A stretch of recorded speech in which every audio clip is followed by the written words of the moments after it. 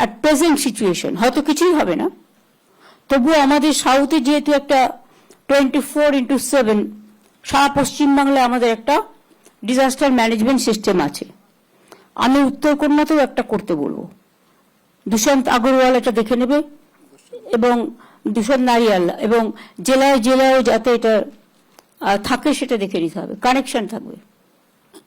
অনেক সময় বেশি বৃষ্টি হলে কানেকশনটা নষ্ট হয়ে যায়, দরকার হলে ইন্টারনাল ফোনের ব্যবস্থা করতে হবে, যেটা ডাইরেক্ট ফোন প্রত্যেকটা জেলার সাথে কমিউনিকেশন, এবং জেলাগুলো আর ব্লকের সাথে কমিউনিকেশন।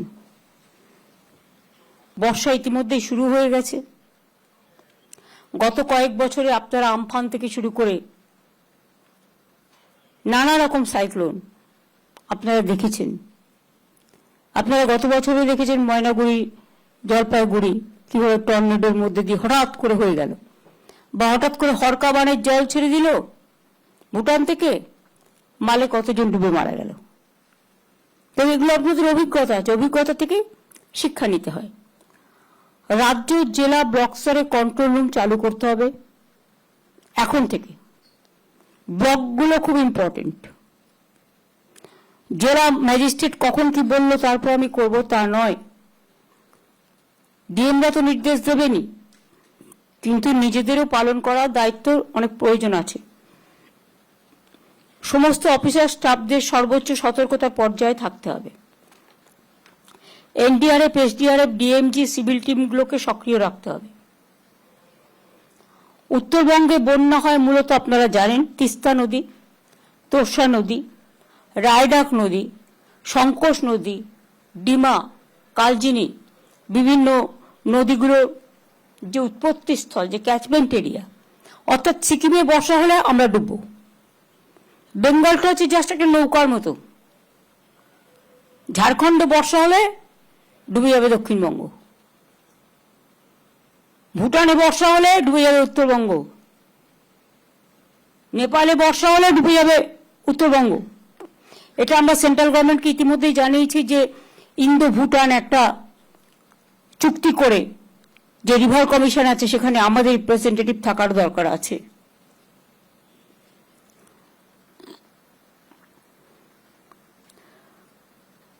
ওই অঞ্চলে বৃষ্টি হলেই আলিপুরদুয়ার, জলপাইগুড়ি, কালিম্পং, কোচবিহার, তাছাড়াও পাহাড়ে নানা রকম আপনারা জানেন ল্যান্ডস্লাইড হয় এই সময়। আর তাছাড়া ভুটানে অবস্থিত বাঁধগুলো থেকে হঠাৎ করে জল ছেড়ে দিলে আলিপুরদুয়ার এবং জলপাইগুড়ি বন্যায় ভেসে যায়। তবু তো অনেকগুলো বাঁধ মেরামতি, সংস্কার, অনেক কিছু করা হয়েছে। আগে বন্যা নিয়ন্ত্রণ এবং গঙ্গা ভাঙন এই দুটো সেন্ট্রাল গভর্নমেন্টের হাতে ছিল, এখনো আছে, কিন্তু গত 14 বছর 15 বছর ধরে আমরা কিন্তু কোনো পয়সা পাইনি। এমনকি বন্যা হলেও বন্যার ত্রাণে আসামও টাকা পায়, কিন্তু আমরা পাই না। যাই হোক, বেশি কথা বলতে গেলে তিক্ততা বাড়বে, আমি আর তিক্ততার কথা বলতে চাই না। সিকিম, ভুটানে কিন্তু ইতিমধ্যেই বর্ষা হচ্ছে।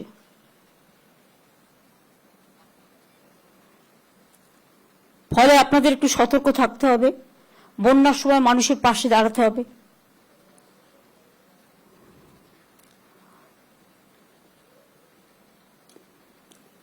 এটা হলো একটা